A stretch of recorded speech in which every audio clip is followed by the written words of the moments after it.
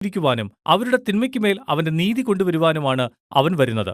അങ്ങനെ ഈ കാവ്യം ആരംഭിക്കുന്നത് പുറപ്പാട് പുസ്തകം 34 അധ്യായത്തിലെ സ്വർണ്ണ കാളക്കുട്ടിയുടെ സംഭവത്തിനു ശേഷമുള്ള ദൈവത്തിന്റെ സ്വയം വിവരണത്തെക്കുറിച്ചുള്ള ഒരു പ്രശസ്തമായ വരിയോടുകൂടിയാണ്. യഹോവ ദീർഘക്ഷമയുള്ളവൻ, അവൻ ശക്തിയിൽ വലിയവൻ, അവൻ തിന്മയെ ശിക്ഷിക്കാതെ വിടുകയില്ല. കാവ്യത്തിന്റെ തുടർന്നുള്ള ഭാഗങ്ങൾ ധാർഷ്ട്യവും അക്രമകാരികളുമായ രാഷ്ട്രങ്ങളുടെ വിധിയെ ദൈവത്തിന്റെ വിശ്വസ്തരായ ശേഷിപ്പുമായി അങ്ങോട്ടും ഇങ്ങോട്ടും തുലനം ചെയ്യുന്നു. ദൈവം ധിക്കാരമുള്ള സകല സാമ്രാജ്യങ്ങളെയും താഴെ കൊണ്ടുവരുമ്പോൾ അവന്റെ മുമ്പാകെ തങ്ങളെ തന്നെ താഴ്ത്തുന്നവർക്ക് അവൻ അഭയം നൽകും. ഇപ്പോൾ ശരിക്കും രസകരമായത് ഈ പുസ്തകം അശ്ശൂരിനെക്കുറിച്ച് മാത്രമാണെന്ന് നിങ്ങൾ ചിന്തിച്ചേക്കാം. എന്നാൽ നഹൂം യഥാർത്ഥത്തിൽ നിനവെയെയോ അശ്ശൂരിനെയോ 1-ാം അധ്യായത്തിൽ എവിടെയും പരാമർശിക്കുന്നില്ല. അവൻ മോശമായ വ്യക്തികളുടെ നാശത്തെ വിശദീകരിക്കുമ്പോൾ അവൻ യെശയ്യാവിന്റെ ബാബിലോണിന്റെ വീഴ്ചയെക്കുറിച്ചുള്ള ഭാഷയാണ് ഉപയോഗിക്കുന്നത്. ബാബിലോണിന്റെ വീഴ്ച ചരിത്രത്തിൽ വളരെ വർഷങ്ങൾക്ക് ശേഷമാണ് സംഭവിക്കുന്നത്. അതുമാത്രമല്ല, നഹൂം മോശം വ്യക്തികളുടെ വീഴ്ച ദൈവജനത്തെ